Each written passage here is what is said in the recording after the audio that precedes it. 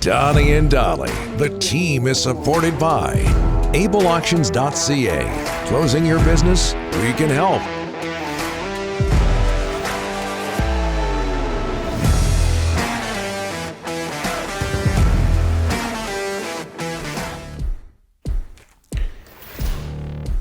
It is Tuesday, and all of our guests on this Tuesday, including Elliotte Friedman, standing by, brought to you by the Waddling Dog Pub.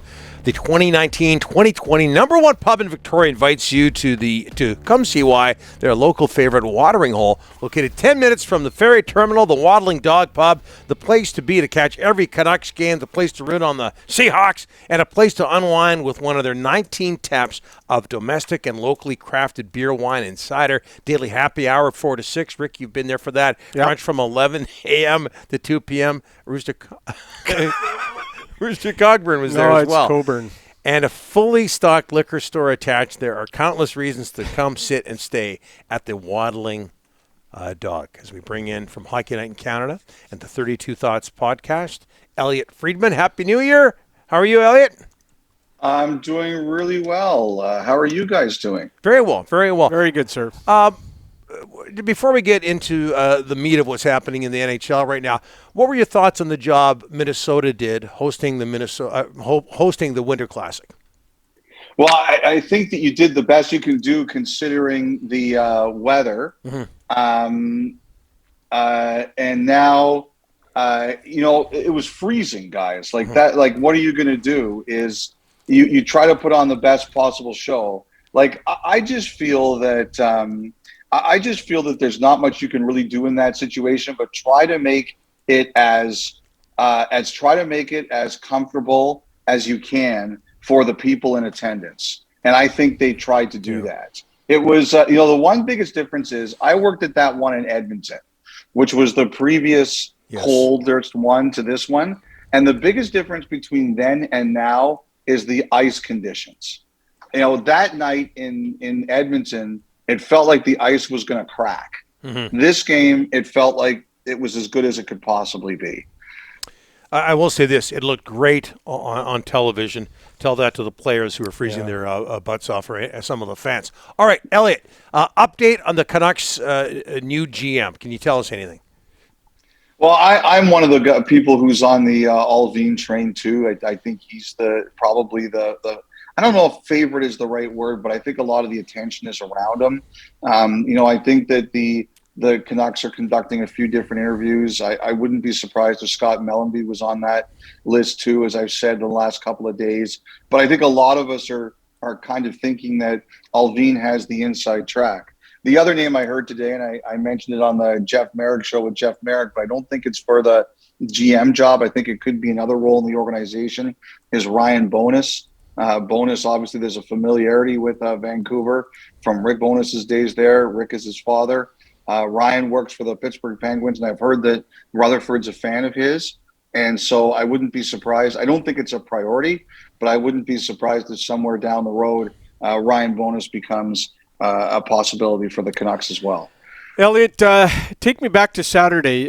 We heard a lot about the Canucks in Seattle, false positives. What did you hear? Well, Tyler, we heard some rumors before the game, Rick, that there were a bunch of false positives for the Canucks, and we weren't sure what the lineup was going to be. And they announced, of course, an hour before that Jason Dickinson was the only player missing the game due to a COVID protocol. And then post-game, Tyler Mott said some false positives. And the number I heard, which is as unconfirmed, is 5. And, that's tough. Here you are, you take all the precautions as you can as a team. And you go in there and you say, okay, we're going to come in game day so that we can, maybe limit the chances that we have a problem. And then you get in there and right beforehand, you find out you could have a problem. And thankfully, everything seems to have been sorted out, but it threw the team into a bit of chaos there for a minute. I don't know if the game was ever in jeopardy. I never got that impression, but I did hear there could have been some real challenges with the lineup. And obviously the players did a good job of putting that behind them and winning the game. Because that is the kind of distraction that right before a game can completely throw off a team. Elliotte, Canucks Saturday versus Ottawa. Your gut feeling tells you that game will be played? Well, I do, as long as Ottawa's got as long as COVID doesn't rip up the rosters. Like, what are we learning right now, guys? This is what we're learning. Yeah. If you have 16, you play. If you have 16 skaters, you can play. And the taxi squad, and I know you guys are battling an outbreak in Abbotsford too. The whole point of the taxi squad is to give you flexibility in players. And so, we're sitting there, and I think as long as the two teams can get to 16 skaters, they're going to play. The other thing too is, guys, is that if you look at Ottawa in particular, they've played under 30 games. They're at 29 or 28. So they had another one postponed this week, and I wonder if it was because they were worried about the border. But, right now their games through Western Canada are good.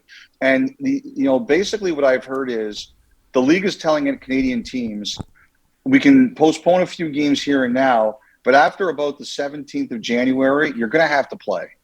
And the reason you're going to have to play is we run out of runway to make up these games during the Olympic break. And Ottawa in particular, being one of the teams that's played the fewest games, it's going to be really difficult for them to continue postponing games if they have to and make them all up. So I think with Ottawa, it's going to come down to, if it's a question of we don't want to play because we don't have a full building, you're going to have to play. If it's because you have COVID issues and can't fill the roster, that's something else. But if it comes down to the question about attendance in the building, I think the Senators are going to be in situations where they're going to have to play. Elliotte, what's wrong in Edmonton, and do you expect changes there? I do. I do think that they are discussing things like that. Last night, the way Dave Tippett reacted, Don, that's a coach who knows he's under pressure. That doesn't happen if, he's not feeling it. And, I understand that. Look, Koskinen had a rough night last night, and you looked at the two goaltenders last night, Koskinen and Georgiev. One of them stood on his head and made some big saves, and the other one didn't. And, that's the reason the Rangers won the game. And when a coach does that, you feel the frustration. What's interesting right now is Edmonton skating in Toronto as we speak, and Connor McDavid is not on the ice for the skate, and the Oilers have said that they'll address that after practice. So they could be having, I hope everybody's okay and everything like that, but, they could have another issue there that, we're going to have to deal with. But, I think the biggest thing is I wondered if they might bring Skinner back up for the American Hockey League to play. I think they are considering changes, Don, but if they don't start getting some more saves, it's not going to matter who's coaching or anything else. Yeah, that was a real interesting post-game press conference by Dave Tippett. Hey, who's to blame? We're going to stick in Alberta here. Who's to blame when it comes to Calgary's arena deal falling through, at least for the time being? It's you know what? It's like a relationship, right, Don? It's one partner says one thing, the other partner says the other thing, and what's the truth? It's probably somewhere in the middle. The Flames thought they had a deal. They felt the deal was changed on them. The city feels by the letter of the law they had the right to make some changes. The one thing I was saying on radio earlier today, Don, is that I have some friends who live in Calgary, and they were saying to me, unless you live in Alberta, you do not understand how it feels to see the Oilers playing in that palatial estate and the Flames not. And, they think that kind of thing, it reverberates. And, the one thing, people are saying is that this is dead, it's over. It can't be resuscitated. I don't believe that. It's not easy. And right now there's a lot of hard feelings, but there's nothing to me that says that you can't eventually get back together and try to make this work. I think right now everyone's just mad at each other. But I will say this: like the Edmonton envy there, it's very real, and it causes a problem. Yeah, I'm sure it's hard. I mean, the building's old enough. It's been there since '83, or the Flames been playing there since '83. Also, just the visuals of it being underwater not that long ago can't help the situation in Calgary. Elliotte, Happy New Year. Thanks for this. All right, guys. Happy New Year. Speak to you later.